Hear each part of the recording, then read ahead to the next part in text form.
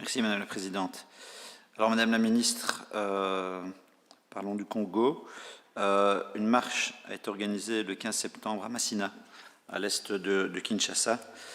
Marche organisée par la plateforme d'opposition Lamuka. Marche qui a été émaillée d'une série d'incidents, dont un incident à déplorer qui a visé particulièrement le journaliste correspondant de RTBF et de RFI. Alors ce journaliste a été pris à partie, puis arrêté de manière extrêmement violente par les forces de l'ordre, et des vidéos existent, et peu de temps après, il était finalement libéré suite à l'intervention du gouvernement.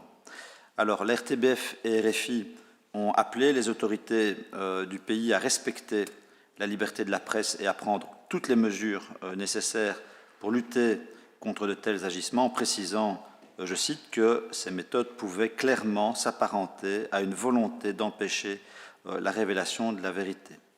L'ONG Journalistes en danger a également condamné cet acte en des termes similaires. Alors l'objectif de cette manifestation était de réclamer la dépolitisation de la CENI, la Commission électorale indépendante. Cette dernière est actuellement toujours dans l'attente de la désignation d'un nouveau bureau. Et dans ce contexte, les violences qui ont eu lieu en marge de ce rassemblement illustrent manifestement la fébrilité qui s'empare d'une partie de la société congolaise quant au respect des échéances électorales, échéances qui nous amènent au mois de décembre 2023.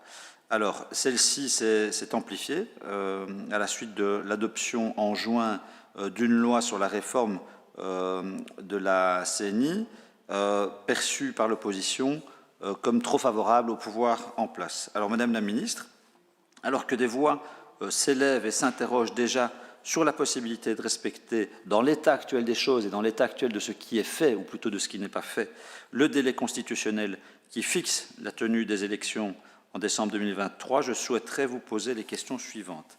Avez-vous pris connaissance, mais je suppose que c'est le cas, de l'incident dont a été victime le correspondant de la RTBF et de RFI, et vous êtes-vous entretenu sur ce sujet avec les autorités de la RDC, et quels ont été le contenu de vos échanges? Et enfin, quel support la Belgique pourrait-elle apporter à la RDC de telle sorte qu'elle puisse assurer la mise en place d'un processus démocratique qui puisse garantir la bonne exécution du processus électoral dans le respect des délais constitutionnels? Je vous remercie. Oui, merci Madame la Ministre pour toutes ces réponses qui confirment évidemment quelque chose qu'on sait. La Belgique est un partenaire important, peut-être l'un des plus importants de la RDC sur le chemin que ce pays doit prendre vers le développement et la stabilisation démocratique. L'échéance de 2023 est une échéance qui se prépare dès maintenant. On ne prépare pas une élection, particulièrement dans un pays aussi grand et aussi complexe que la RDC, 6 mois à l'avance. Donc je crois que c'est quelque chose, c'est un point qui doit être mis systématiquement à l'agenda dans nos contacts bilatéraux avec les autorités congolaises, parce que